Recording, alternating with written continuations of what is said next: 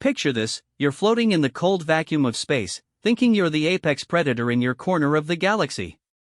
Your species has conquered dozens of worlds, enslaved countless civilizations, and never once met resistance that couldn't be crushed with overwhelming force. Then, one day, your sensors pick up something impossible: a lone vessel, sleek and silent, bearing the markings of a species you've never encountered before.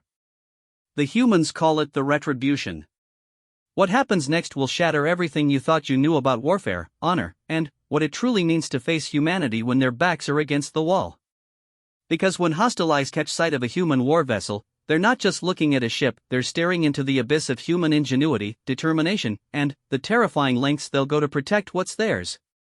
This isn't just a story about space battles or alien encounters.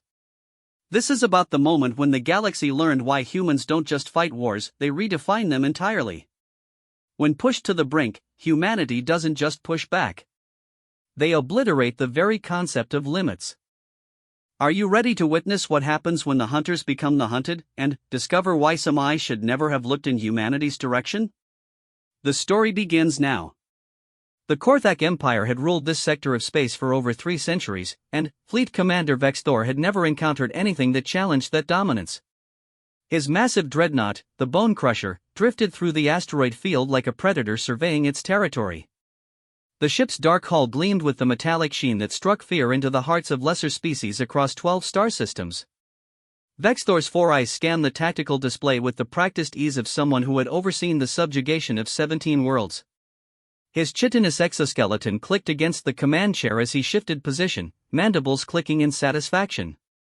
Today's patrol had been routine, checking on mining operations, ensuring the slave populations remained docile, and collecting tribute from the various species under Korthak control. Fleet Commander, Chittered Subcommander Thex from the sensor station, were detecting an anomalous reading in Grid 77 Alpha. Vexthor's head swiveled toward the sensor station with predatory interest. Define anomalous. Unknown vessel, sir. Configuration doesn't match any species in our database. Thex's claws danced across the sensor controls, refining the scan. It appears to be alone.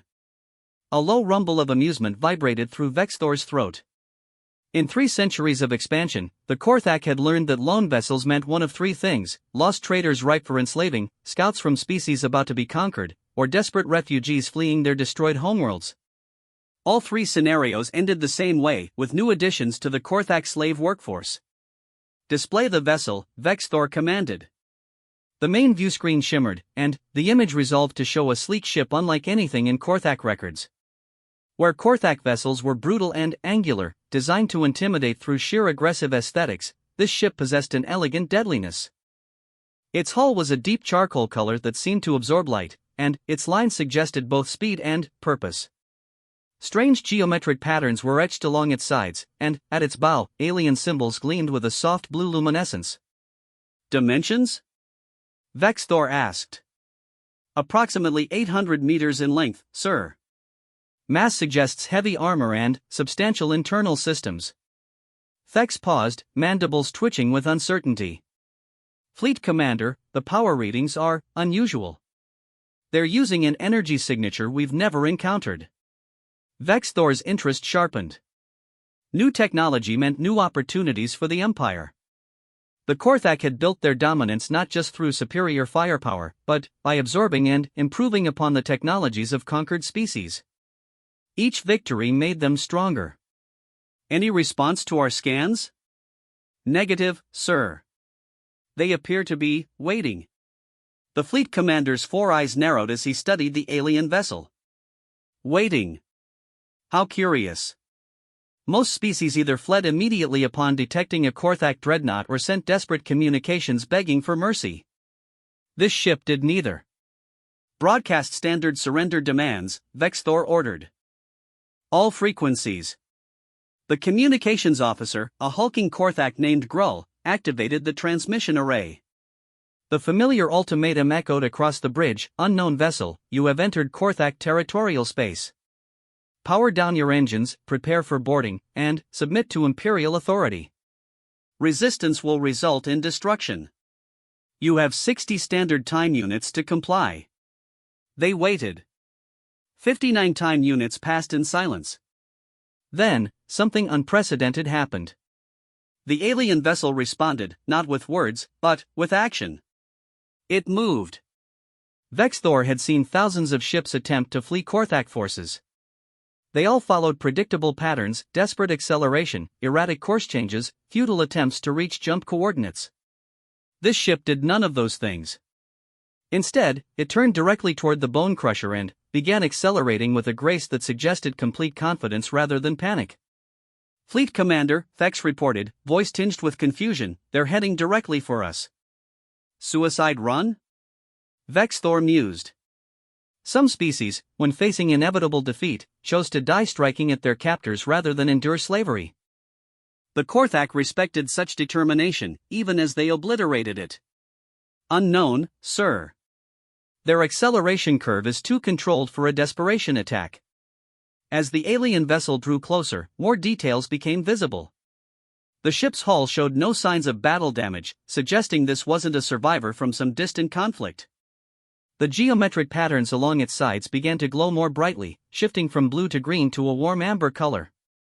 Whatever those markings were, they were clearly more than decorative. "Weapon status?" Vexthor demanded. "All primary batteries charged and ready, Fleet Commander. Missile tubes loaded with Ruin-class warheads. The alien vessel will be within effective range in 4 minutes." Vexthor settled back in his command chair, savoring the anticipation. Soon, this mysterious ship would reveal its secrets. The Korthak Empire would grow stronger, and another species would learn the price of wandering into their territory uninvited. At 2 minutes to weapons range, the alien vessel finally responded to their ultimatum.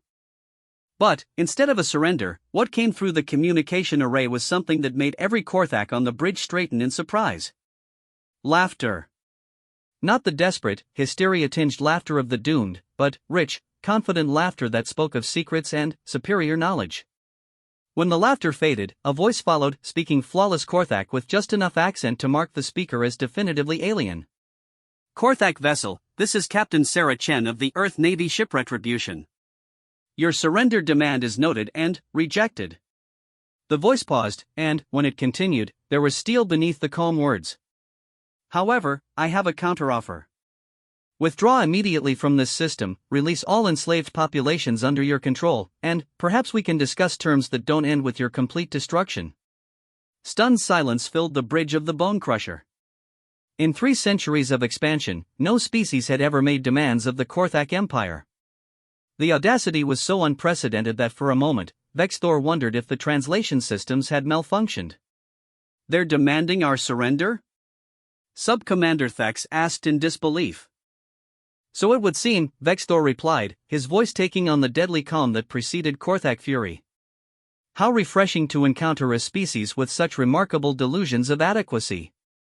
The fleet commander activated his personal communication array. "Human vessel Retribution, I am Fleet Commander Vexthor of the Korthak Imperial Navy. Your species is unknown to us, which means you have not yet learned the consequences of defying Imperial authority. Consider this your only opportunity to avoid complete annihilation. Surrender now, and your crew will be granted the honor of serving the Empire."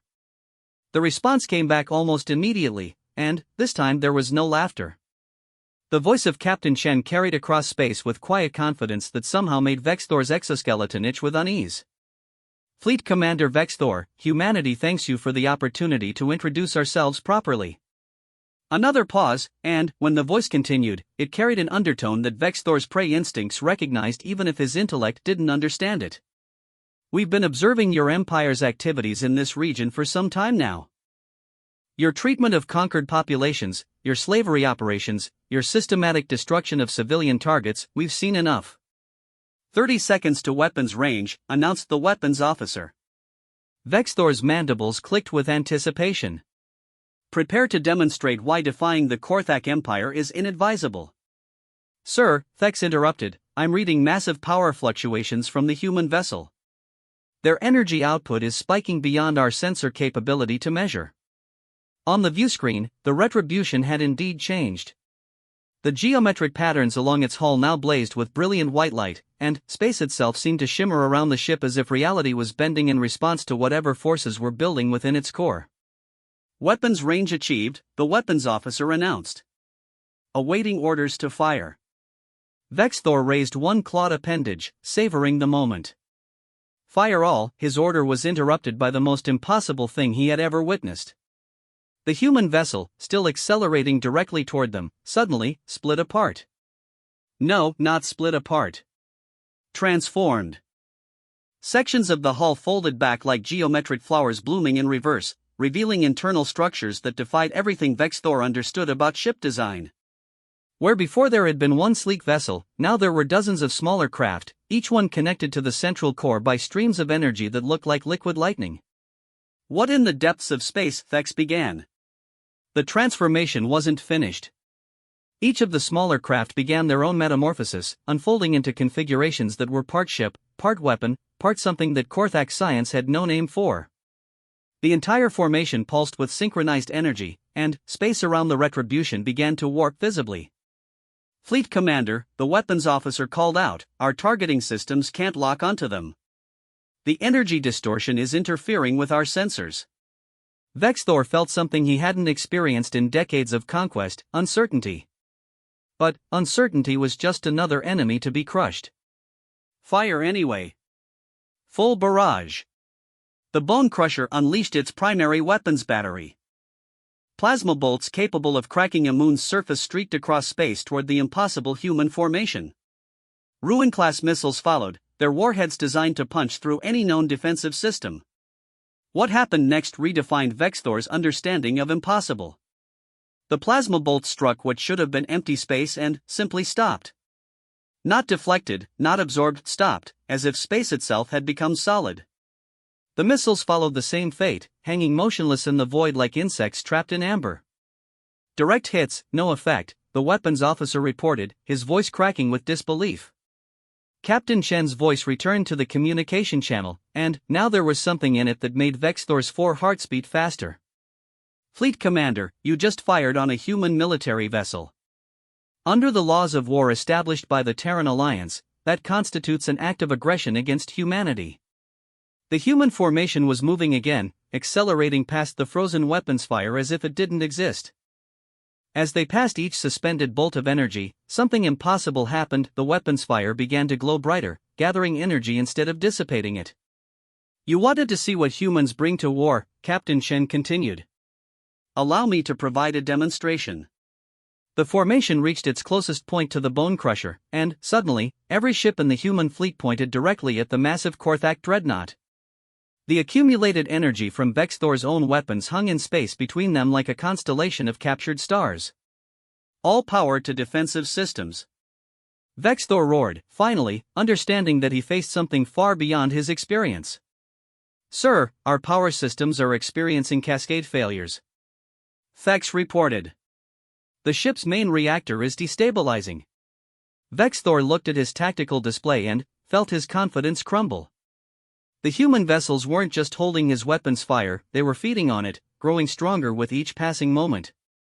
And, now, as he watched in horrified fascination, they began to return what they had taken. The captured energy didn't simply fly back at them.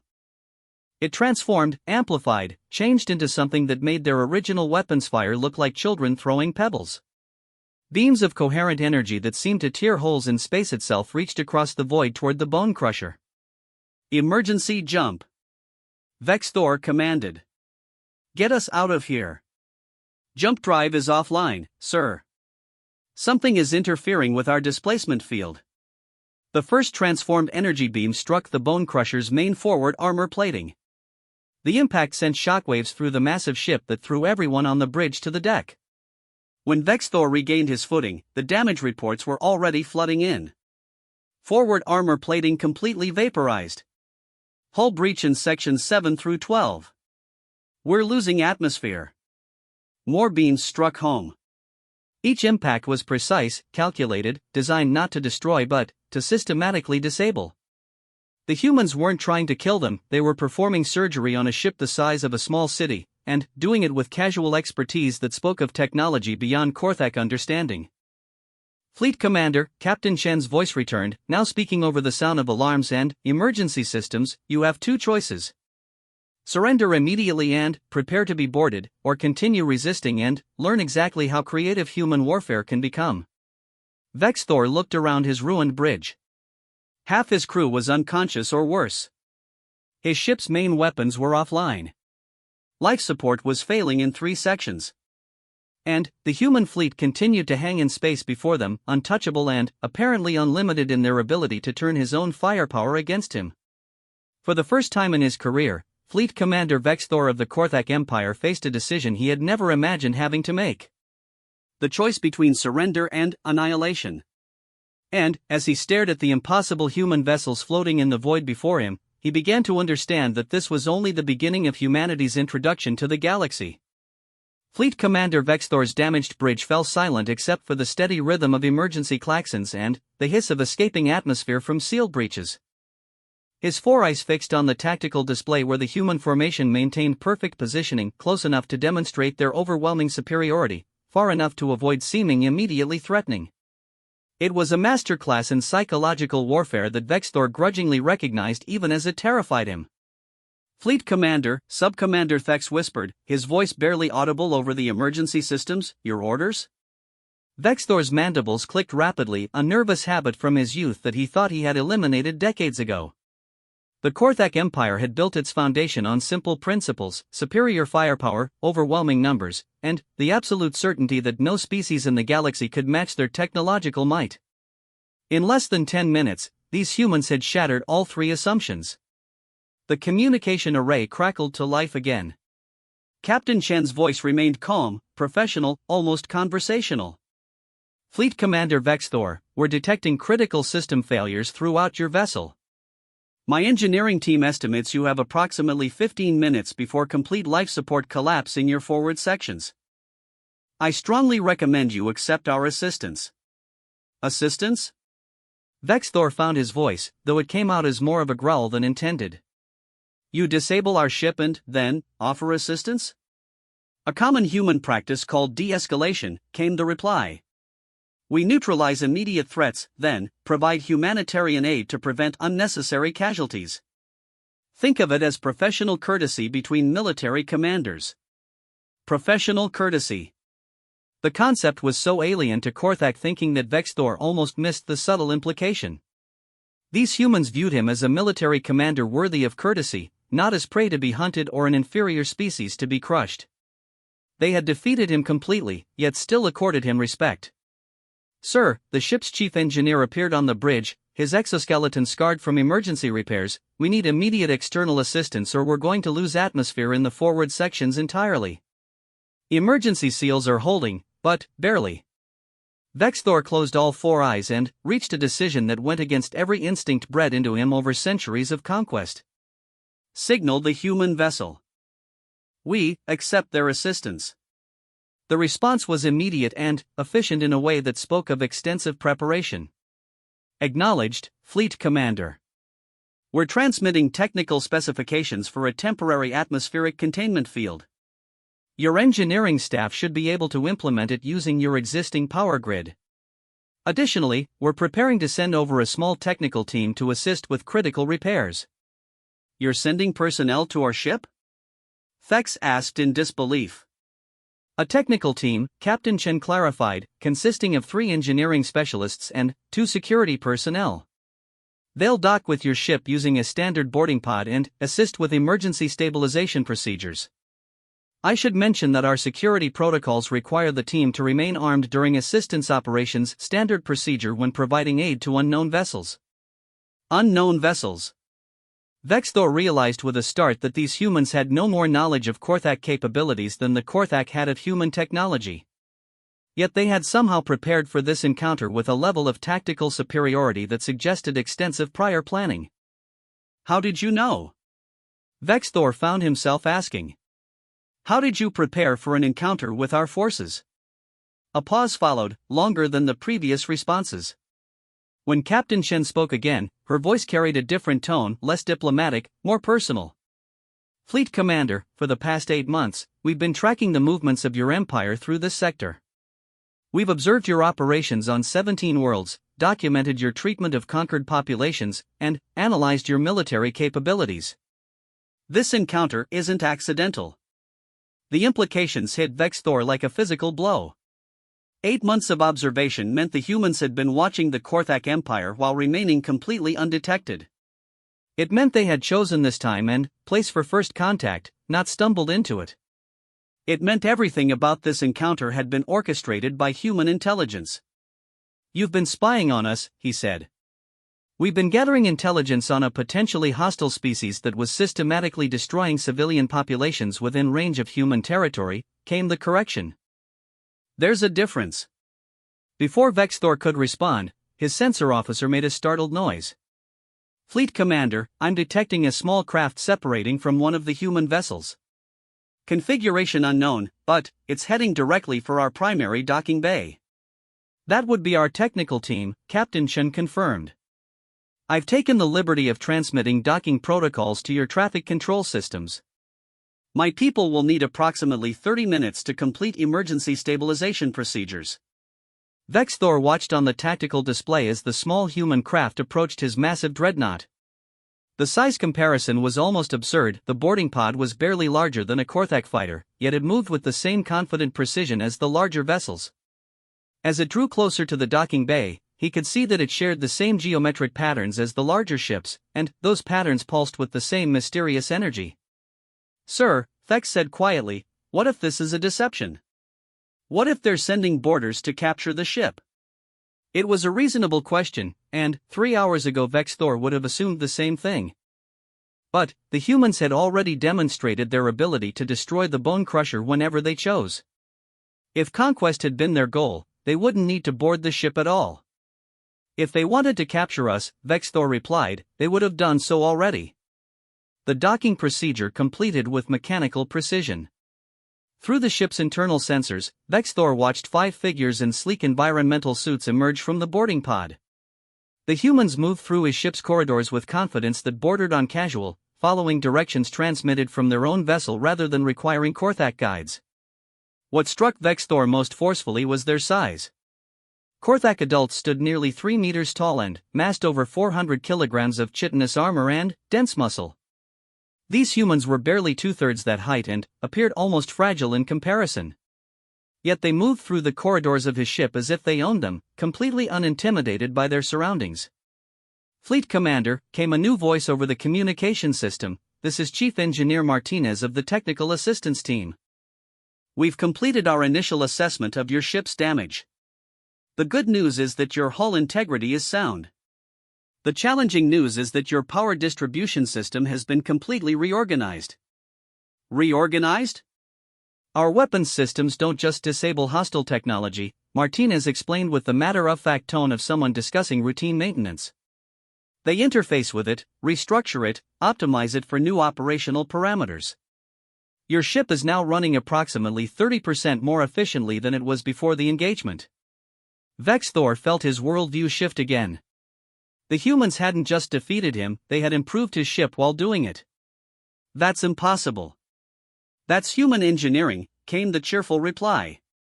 "We've also taken the liberty of upgrading your atmospheric recycling systems and installing improved radiation shielding in your forward sections. Consider it a gesture of goodwill between spacefaring species." Through the ship's internal monitors, Vex Thor watched the human engineering team work. They moved through his vessel's systems with casual expertise, making adjustments and improvements that his own engineers observed with barely concealed amazement. The humans didn't just understand Korthak technology, they understood it better than the Korthak did. "How?" Vex whispered. "How do they know our systems so well?" The answer came from Captain Chen. 8 months of observation, Subcommander. "We've analyzed every piece of technology your empire uses, studied every tactical doctrine, mapped every supply line and communication network. Human intelligence services are quite thorough when preparing for potential conflicts." Potential conflicts.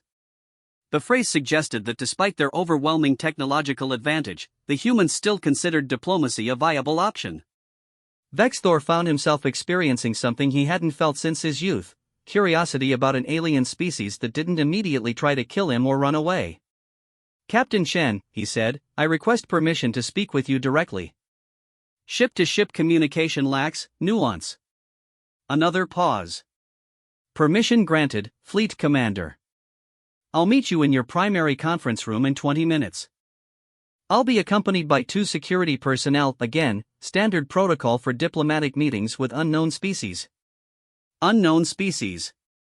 There was that phrase again, reminding Vexthor that for all their apparent preparation, the humans were taking as much of a risk as he was. They might have superior technology, but they were still venturing into face-to-face contact with a species they had only observed from a distance. 20 minutes later, Vexthor entered his ship's main conference room to find 3 humans already waiting for him. Captain Sarah Chen was a compact woman with graying hair and intelligent eyes that missed nothing. Her 2 security escorts stood at parade rest against the far wall, their weapons visible but not threatening. What struck Vexthor most was that all 3 humans appeared completely relaxed, as if they were attending a routine business meeting rather than first contact between species. Fleet Commander, Captain Chen said, rising from her chair and offering a gesture that Vexthor's cultural briefings identified as a human greeting. Thank you for agreeing to meet. I hope you'll forgive the informal setting, but our diplomatic protocols suggest that neutral ground promotes more productive discussions. Neutral ground. Vexthor looked around his own conference room and realized that the humans had somehow managed to make him feel like a guest in his own ship. Your protocols are extensive. We've had considerable practice with first contact situations, Chen replied, settling back into her chair. The galaxy is a large place, and humanity has encountered 17 sentient species in the past century. Each meeting teaches us more about effective diplomatic procedures. 17 species. The number hit Vexthor like another physical blow. The Korthak Empire had spent 3 centuries conquering 12 star systems and had encountered perhaps half that many sentient species. These humans spoke casually of 17 first contact situations as if they were routine occurrences. How many worlds does humanity control? He found himself asking. Captain Chen smiled, and the expression was somehow both friendly and terrifying. Control is a strong word, Fleet Commander. Humanity influences approximately 230 star systems across 4 galactic sectors. We have formal alliance agreements with 43 different species and trade relationships with nearly twice that number. 230 systems. 4 galactic sectors. 43 allied species. The numbers were so far beyond Korthak experience that Vexthor's military mind struggled to process the implications. If the humans were telling the truth, then the Korthak Empire wasn't facing a single species, they were facing a galactic civilization. And yet, he said slowly, you allow the Korthak Empire to continue its operations. Why? Until recently, your empire operated outside human sphere of influence, Chen replied. We generally follow a policy of non-interference with species that don't directly threaten human interests. However, your recent expansion has brought you into contact with 3 species that have formal protection agreements with the Terran Alliance. Protection agreements. Vexthor felt the last of his certainty crumble. The Korthak Empire hadn't just stumbled into contact with another spacefaring species, they had violated the territorial integrity of a galactic superpower. What happens now? He asked. Captain Chen leaned forward slightly, her expression becoming more serious. That depends entirely on you, Fleet Commander. Humanity has no interest in destroying the Korthak Empire or conquering your worlds. But we also cannot allow your current practices to continue. The systematic enslavement of sentient populations violates every treaty and convention that governs civilized behavior in this galaxy. And if we refuse to change those practices? The smile that crossed Chen's face was gentle, almost motherly. When she spoke, her voice carried the absolute certainty of someone who held all the advantages and knew it. Fleet Commander, we disabled your entire fleet using a single cruiser operating at approximately 15% of its full capability. What do you think happens if you force us to take more direct action? The question hung in the air between them, and Vexthor realized that humanity's first gift to the Korthak Empire wasn't their superior technology or diplomatic courtesy. It was a choice. The question was whether his people were wise enough to make the right one. Fleet Commander Vexthor stared at Captain Chen across the conference table, his 4 eyes processing not just her words but the casual confidence with which she delivered them. 15% capability. The phrase echoed in his mind as he tried to reconcile it with what he had witnessed. The complete destruction of his ship's offensive capabilities, the impossible technology, the surgical precision of the attack, all of it accomplished while the humans were barely trying. "I need to understand something," Vexthor said slowly. "If your species possesses such overwhelming technological superiority, why have you allowed the Korthak Empire to exist at all? Why not simply eliminate us when we first began expanding?" Captain Chen exchanged a quick glance with her security escorts before answering. "Because elimination is not the human way, Fleet Commander. We learned long ago that diversity of thought and approach makes the galaxy stronger. The Korthak Empire has developed impressive metallurgical techniques, advanced asteroid mining technology, and sophisticated void-based manufacturing processes. These contributions have value."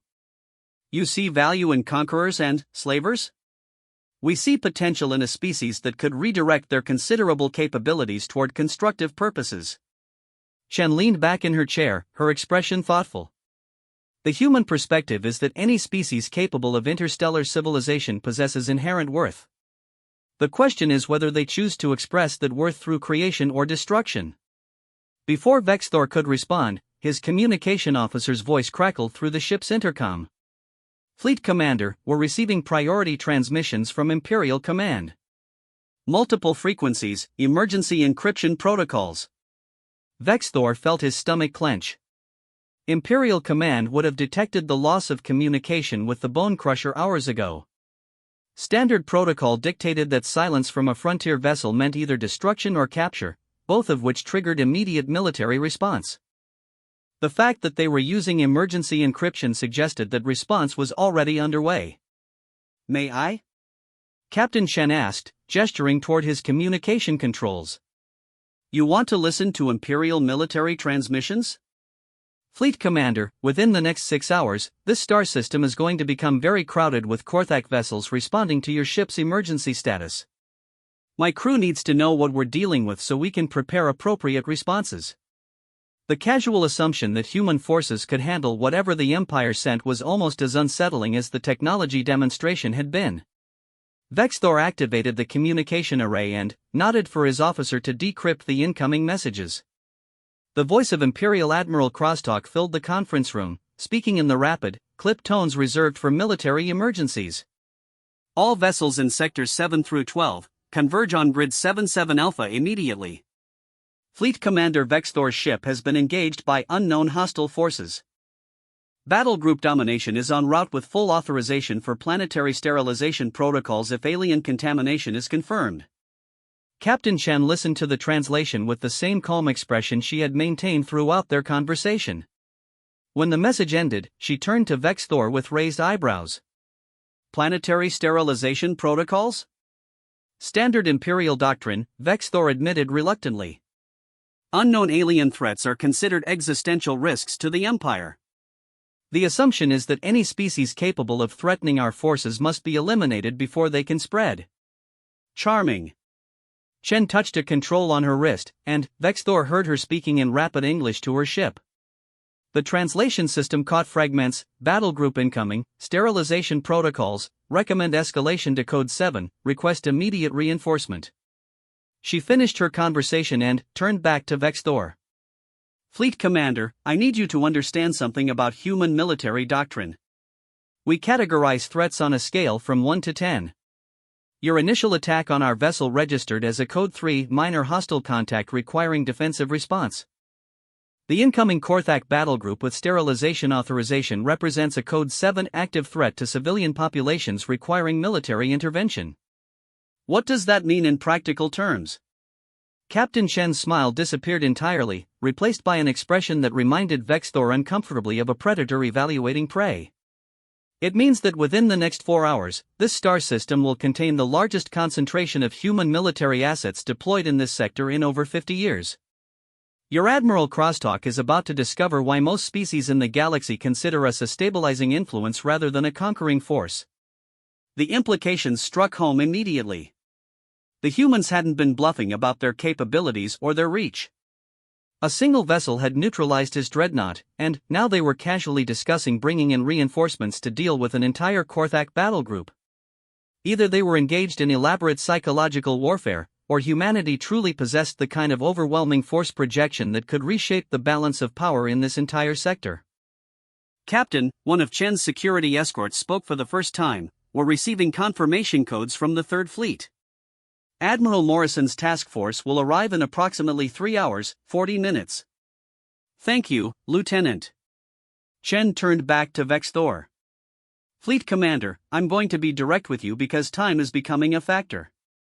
Your empire is about to make a decision that will determine its future relationship with humanity. You can either help us prevent unnecessary bloodshed, or you can watch us demonstrate exactly what human warfare looks like when civilian populations are threatened. Vexthor felt the weight of impossible choices pressing down on him. What do you want me to do? Contact Admiral Crosstalk directly. Inform him that you have engaged in peaceful first contact with a human diplomatic mission, that no hostile action has been taken against Imperial forces, and that any aggressive response will be considered an act of war against the Terran Alliance. Chen paused, letting the words sink in. Essentially, Fleet Commander, you're going to help us give your people a chance to avoid making the worst mistake in their species' history. And, if the Admiral refuses to stand down? Then, your people will learn what happened to the last species that threatened to sterilize populated worlds within human-protected space. Chen's voice remained calm, but something in her tone made Vexthor's chitinous plates itch with unease. The Devrak supremacy held similar views about alien contamination. They attempted to exterminate 6 species that had signed protection agreements with humanity. What happened to them? The Devrak homeworld is now a nature preserve. Very peaceful. Excellent bird watching, according to the tourism reports. The casual way she delivered the information was somehow more terrifying than any threat could have been. An entire species reduced to a footnote, their homeworld converted to a tourist destination. Vexthor began to understand that humanity's diplomatic courtesy masked something far more dangerous than simple military superiority. You wiped them out, he said quietly. We relocated them, Chen corrected. The Devrak were given the opportunity to establish new colonies in uninhabited systems far from any species they had previously threatened. Many of them adapted quite well to their new circumstances. The ones who continued to advocate for genocide, well, they found that option had been permanently removed from consideration. Before Vexthor could respond, new alarms began sounding throughout his ship. His sensor officer's voice crackled over the intercom with barely controlled panic. Fleet Commander, massive energy signatures detected at the edge of the system. Multiple contacts, configuration unknown. Captain Chen checked her wrist display and nodded with satisfaction. That would be Admiral Morrison arriving early. She always was efficient with jump calculations. Through the conference room's viewports, Vexthor could see new stars appearing in the darkness of space. Except they weren't stars, they were ships, dozens of them, materializing out of hyperspace with the kind of precision that spoke of technology centuries ahead of anything the Korthak possessed. As his eyes adjusted, he could make out the sleek, deadly lines that marked them as human vessels. Each ship blazed with the same geometric patterns as the Retribution, and the combined energy output was visible even at this distance. How many ships? He asked. Task Force 7 consists of 37 vessels ranging from light cruisers to the fleet carrier Indomitable, Chen replied matter-of-factly. Admiral Morrison brought approximately 40,000 personnel, including 3 full marine assault divisions and a complete diplomatic corps. Humanity takes threats to civilian populations very seriously. 40,000 personnel. Vexthor's entire fleet command included perhaps 15,000 individuals spread across 12 ships. The humans had just deployed nearly 3 times that number in response to a potential threat that they had already neutralized. The level of force projection was almost incomprehensible. Fleet Commander, his sensor officer called again, Admiral Crosstalk's battle group has dropped out of hyperspace. 17 vessels including the Imperial flagship Endless Conquest. They're moving directly toward the human fleet. Captain Chen stood smoothly, her casual demeanor shifting into something that reminded Vexthor of a blade being drawn. Fleet Commander, you have approximately 15 minutes to convince your admiral that attacking a human fleet is not in the Empire's best interests. After that, the decisions will be made by others. And, if I can't convince him? Shen was already heading toward the conference room door, but she paused to look back at him. Then, in approximately 16 minutes, you're going to witness what happens when an Imperial Admiral meets a human fleet admiral who has specific authorization to prevent planetary sterilization operations. She left the conference room, her security escorts following with the same calm efficiency they had displayed throughout the meeting. Vexthor was alone with the weight of his species' future pressing down on him like the gravity of a collapsing star. Through the viewport, he could see both fleets maneuvering into position. The Korthak battle group advanced in traditional formation, heavy ships at the center, lighter vessels screening the flanks, weapons charging for maximum intimidation effect. The human fleet responded by simply existing in space with the kind of casual confidence that suggested they considered 17 Imperial warships to be a minor inconvenience rather than a serious threat. Vexthor activated his personal communication array and began composing the most important message of his life.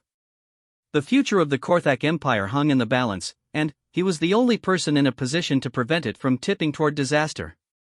As he began speaking to Admiral Crosstalk, he could hear Captain Shen's voice echoing through his ship's corridors as she prepared to return to her vessel. Her words carried across the communication systems with crystal clarity. "All hands, this is Captain Shen. Prepare for potential combat operations.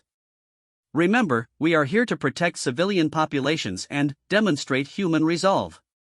We will engage only if attacked, but if engagement becomes necessary, we will conclude it quickly and decisively." The calm professionalism in her voice somehow made the threat more credible than any amount of posturing could have achieved. These humans weren't preparing for war with the enthusiasm of conquerors or the desperation of defenders. They were preparing with the methodical competence of professionals who knew exactly what they were capable of accomplishing. Vexthor finished recording his message to Admiral Crosstalk and transmitted it with the highest priority codes available to his rank. Now all he could do was wait and hope that his superiors possessed enough wisdom to recognize when they had encountered something far beyond their ability to challenge. Outside his ship, two fleets faced each other across the void, and the future of galactic civilization hung in the balance of the next few minutes. Admiral Crosstalk stood on the bridge of the Imperial flagship Endless Conquest, his 6-meter frame radiating the kind of predatory confidence that had carried the Korthak Empire across 3 centuries of conquest. His 4 eyes surveyed the tactical display with the practiced ease of a warrior who had never encountered a foe he couldn't crush through superior firepower and ruthless determination. The human fleet hung in space before his battle group like an insult to everything he understood about proper military formation. Where Korthak vessels arranged themselves in disciplined ranks designed to maximize intimidation and overlapping fire patterns, these alien ships drifted in what appeared to be random positions. Some faced his fleet directly, others presented their flanks, and a few seemed to be oriented at angles that made no tactical sense whatsoever. 17 ships against 37, muttered Sub-Admiral Falk from the weapons station. They either possess overwhelming technological superiority or complete death wish syndrome. Crosstalk's mandibles clicked with dark amusement. In his experience, species that chose to face impossible odds usually did so out of ignorance rather than confidence. The Korthak had encountered dozens of civilizations that mistook their own regional dominance for galactic significance.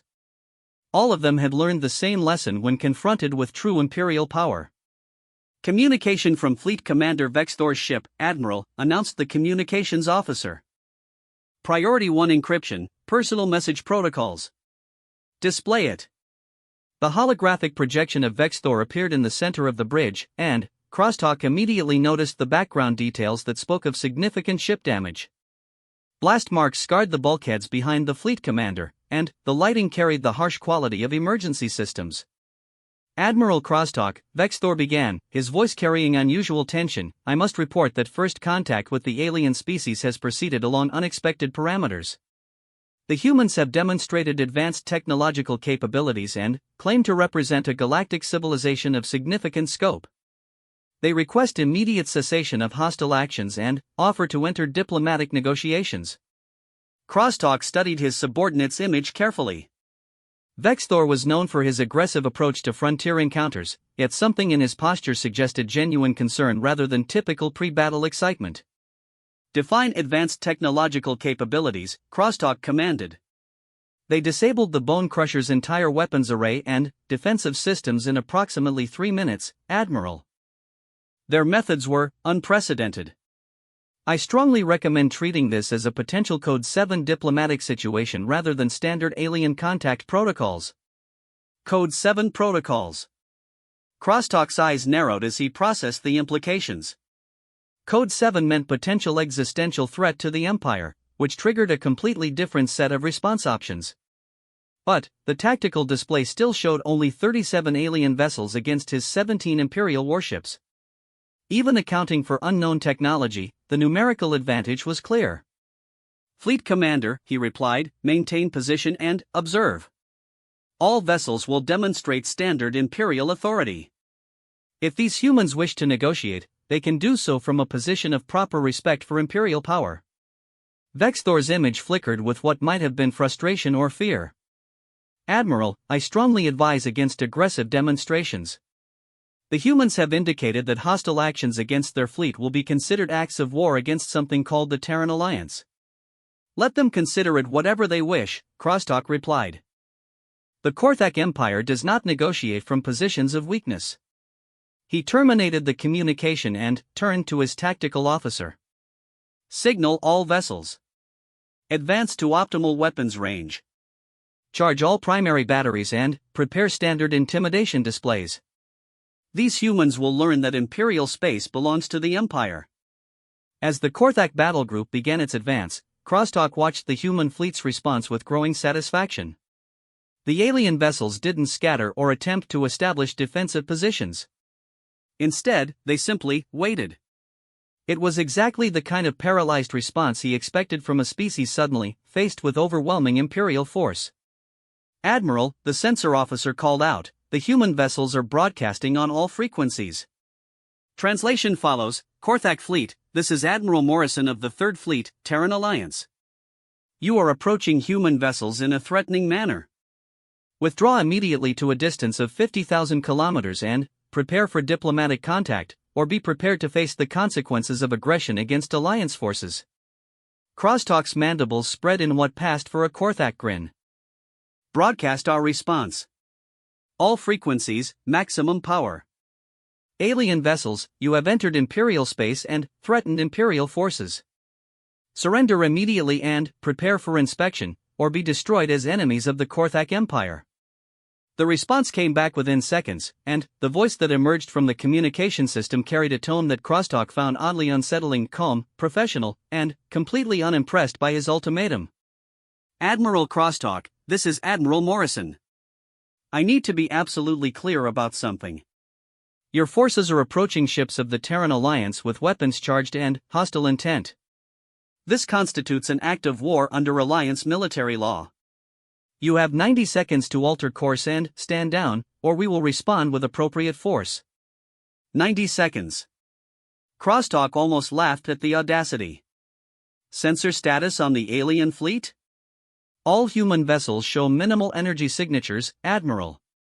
No weapons charging detected, no defensive fields activated. They appear to be waiting. Perfect. The humans were either supremely confident in their technology or completely ignorant of what they faced. Either way, they were about to receive an education in Imperial power. All vessels, maintain course and speed. Prepare to demonstrate why challenging the Korthak Empire is inadvisable. 60 seconds passed. The human fleet remained motionless, making no aggressive moves but also showing no signs of retreat. Crosstalk found their calm almost insulting, as if his entire battle group posed no more threat than a routine patrol. 30 seconds. Still nothing from the human fleet. 15 seconds.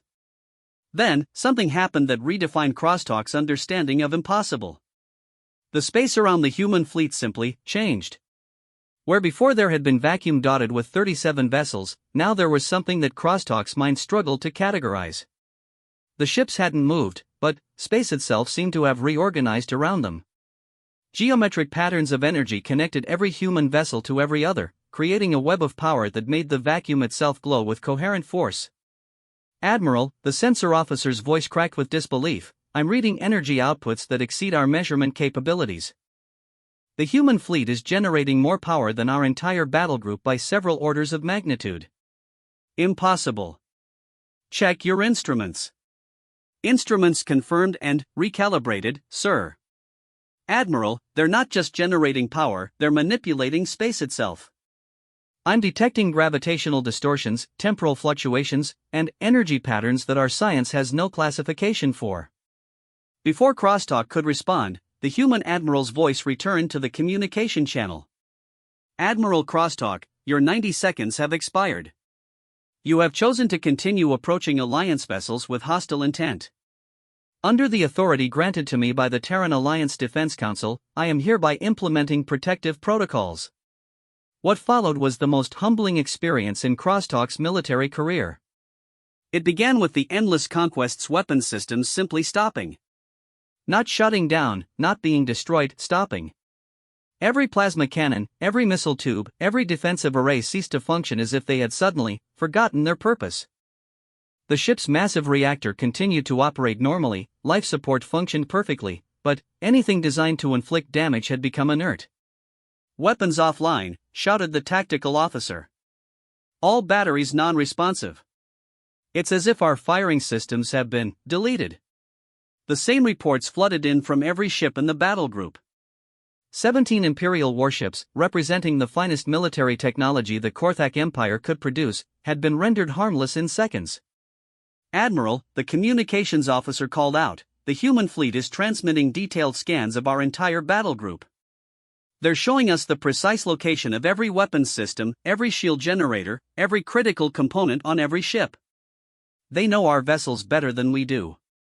Crosstalk stared at the tactical display as data flooded across it, data that should have been impossible for any external force to obtain. The humans weren't just jamming his weapons, they had somehow gained complete access to every system on every ship in his fleet. They could disable anything, modify anything, destroy anything they chose. And they were choosing restraint. Admiral Morrison's voice returned, still carrying that unnervingly calm professionalism. Admiral Crosstalk, your fleet has been rendered temporarily non-combat capable. This is a demonstration of Alliance capabilities, not an attack. Your ships and crews are unharmed. However, I need you to understand that what you've just experienced represents approximately 2% of this task force's actual capability. 2%. Crosstalk felt something he hadn't experienced in decades of conquest, genuine fear. Your options are simple, Admiral Morrison continued. You can order your fleet to withdraw immediately and open diplomatic channels, or you can continue this aggressive approach and discover what happens when we stop being polite. I should mention that 3 more Alliance fleets are currently en route to this position, and they have authorization to use whatever force necessary to protect civilian populations from sterilization protocols. 3 more fleets. Crosstalk's tactical mind reeled at the implications. If 37 human ships could disable his entire battle group without effort, what could hundreds of them accomplish? Admiral, his sensor officer whispered, long-range sensors are detecting massive energy signatures approaching from multiple vectors. The human reinforcements appear to be substantial. Through the main viewports, Crosstalk could see the human fleet maintaining their positions with casual confidence. The geometric patterns of energy connecting their ships pulsed with steady rhythm, creating a display of controlled power that was both beautiful and terrifying. These weren't conquerors reveling in their superiority, they were professionals doing their job with efficient competence. Admiral Crosstalk, Admiral Morrison's voice cut through his thoughts, I'm transmitting a complete intelligence briefing on the Terran Alliance to your flagship. You'll find detailed information on our territorial extent, military capabilities, and diplomatic protocols. I suggest you review it carefully before making your next decision. The data package that flooded into the Endless Conquest's computers was staggering in scope. 230 star systems. 43 allied species. Military assets that numbered in the thousands of vessels. Industrial capacity that dwarfed the entire Korthak Empire. Trade networks that span half the galaxy. But what struck Crosstalk most forcefully was the military doctrine section. The humans didn't conquer territory, they protected it. They didn't enslave populations, they offered alliance agreements. They didn't rule through fear, they maintained stability through overwhelming defensive capability. Admiral, his communications officer said quietly, we're receiving a private communication from Fleet Commander Vex Thor. he's requesting permission to come aboard and brief you personally on his interactions with the human diplomatic mission. Crosstalk looked at the tactical display one more time. His fleet hung helpless in space, their weapons useless, their technology completely compromised. The human fleet waited patiently for his decision, demonstrating the kind of restraint that spoke of absolute confidence in their superiority. For the first time in his career, Admiral Crosstalk of the Korthak Imperial Navy faced a choice between his pride and his people's survival. The humans had given him that choice deliberately, and he was beginning to understand that their gift came with a very limited warranty. 6 months after first contact, former Fleet Commander Vexthor stood in what had once been the primary slave processing facility on the Korthak colony world of Drakmor. The massive industrial complex that had once sorted captured populations for assignment to mining operations now housed something unprecedented in Korthak history, a voluntary integration center where former slaves could choose their own futures. The transformation still amazed him.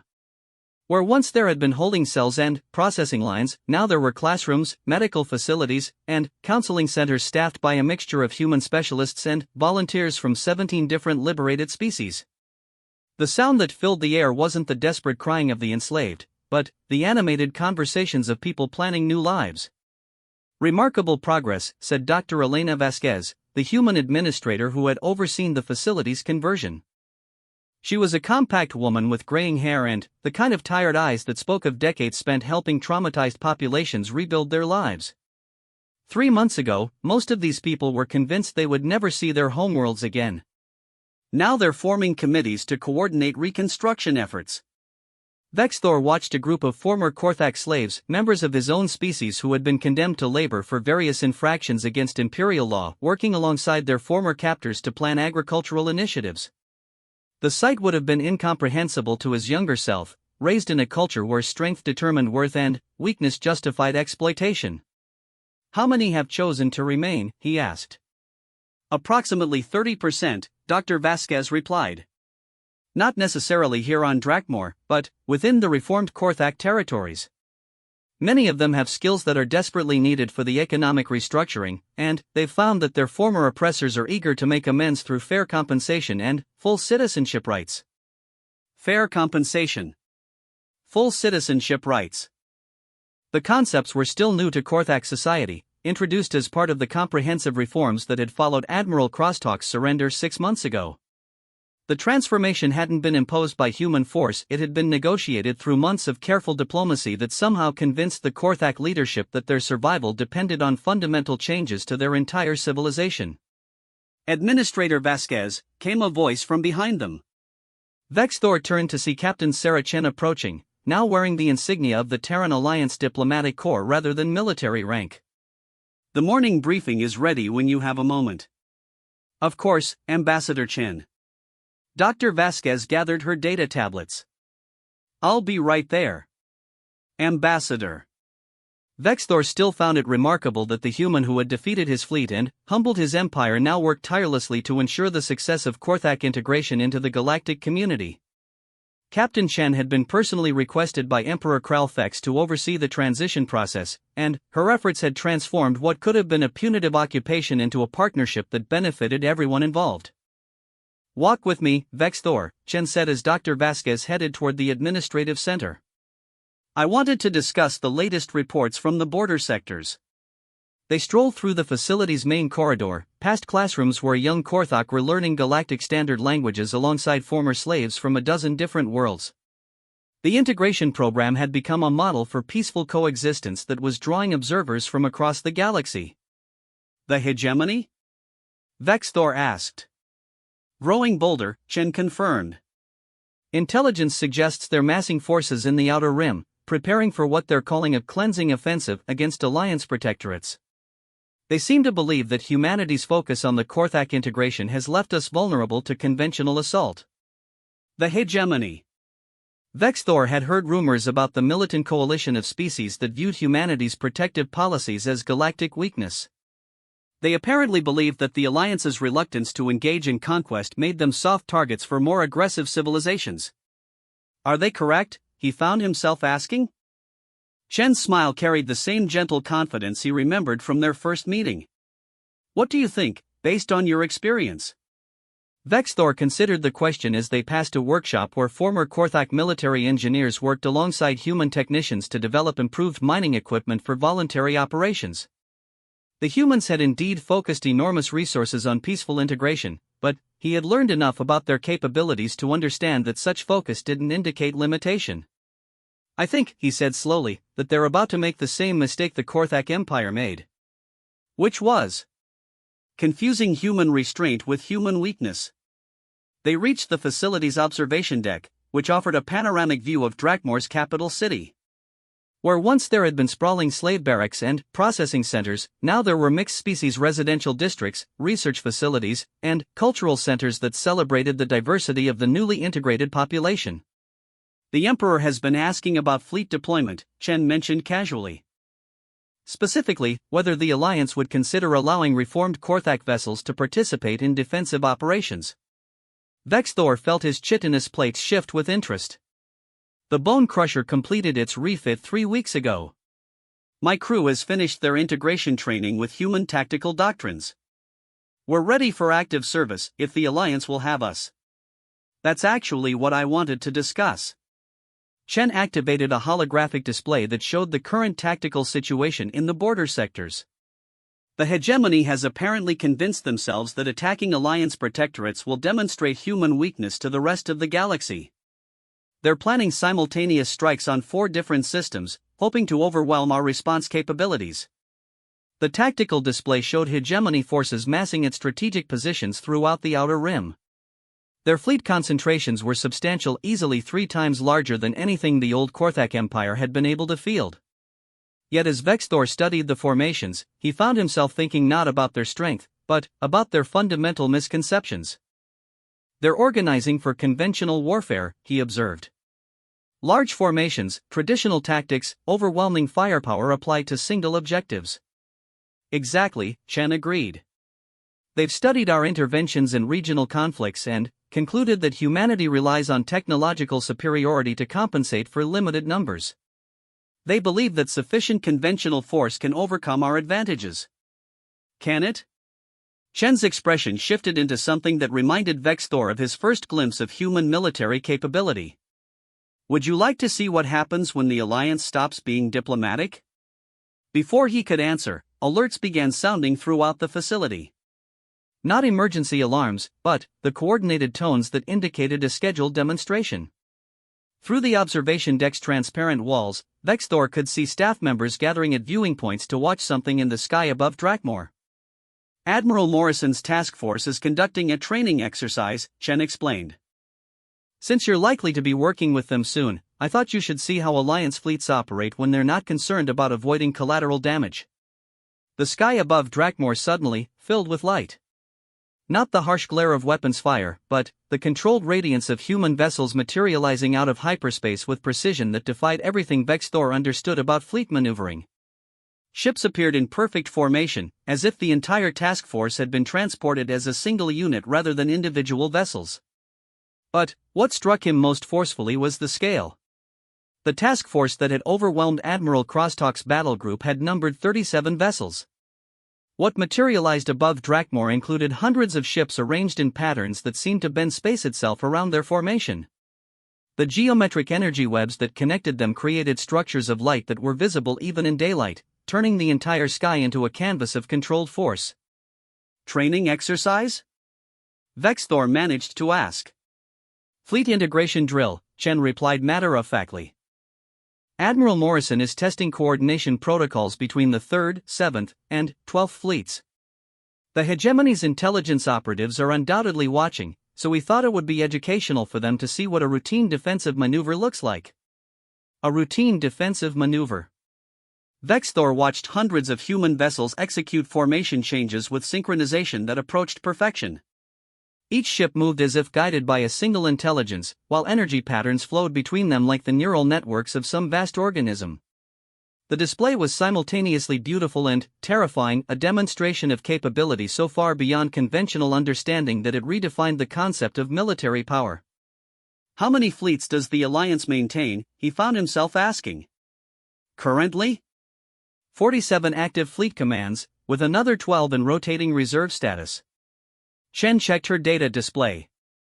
Plus alliance fleets from member species, cooperative defense agreements with non-member civilizations, and the rapid response forces maintained by the diplomatic corps for emergency situations. 47 active fleets. Vexthor's mind reeled at the implications. The Korthak Empire had possessed exactly one fleet capable of serious offensive operations. The humans maintained 60 times that number as a routine defensive measure. The hegemony doesn't know, do they? He realized. Know what? They think what happened to the Korthak Empire was humanity using significant force. They don't understand that it was a demonstration using minimal assets. Chen's smile carried a hint of the predator that lurked beneath human diplomacy.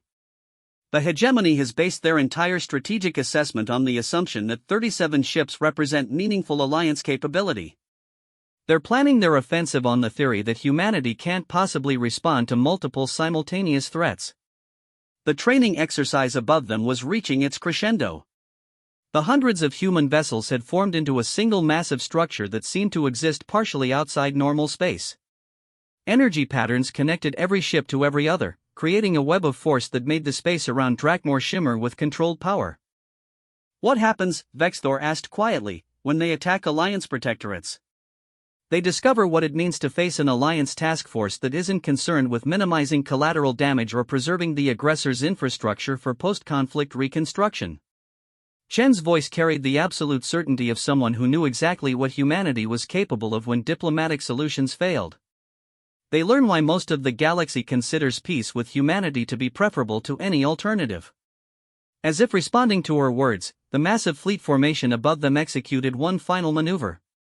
For a moment, every ship in the task force pointed directly at a specific point in space, and energy readings spiked beyond the facility's ability to measure. Then, as suddenly as they had appeared, the vessels began disappearing back into hyperspace with the same perfect coordination they had demonstrated throughout the exercise. Within minutes, the sky above Drakmor was clear again, showing no sign of the overwhelming display of force that had just concluded. But the message was clear to anyone with the intelligence to understand it. What the hegemony was planning to attack wasn't humanity's main force, it wasn't even a significant portion of humanity's available resources. When do we deploy? Vexthor asked.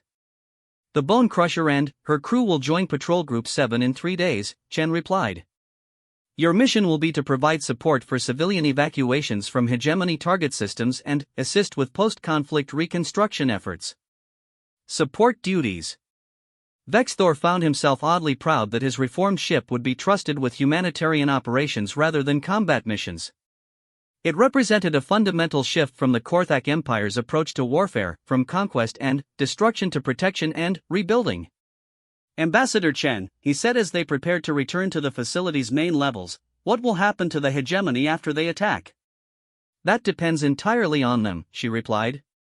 If they're smart, they'll surrender quickly and accept integration assistance. If they're stubborn, they'll learn why the galaxy is a much more peaceful place when everyone follows the same rules about civilian populations. As they walked back through the integration facility, past classrooms and workshops where former enemies worked together toward common goals, Vexthor realized that he was witnessing the birth of something unprecedented in galactic history. Not an empire built on conquest or fear, but a civilization based on the simple principle that every sentient species possessed inherent worth. The humans hadn't just defeated the Korthak Empire, they had shown them a better way to exist. And, now, as the hegemony prepared to learn the same lesson, Vexthor found himself grateful that his people had been wise enough to accept humanity's gift when it was offered. Outside, the sky remained clear and peaceful, showing no sign of the overwhelming force that could appear there whenever humanity decided that peace required protection.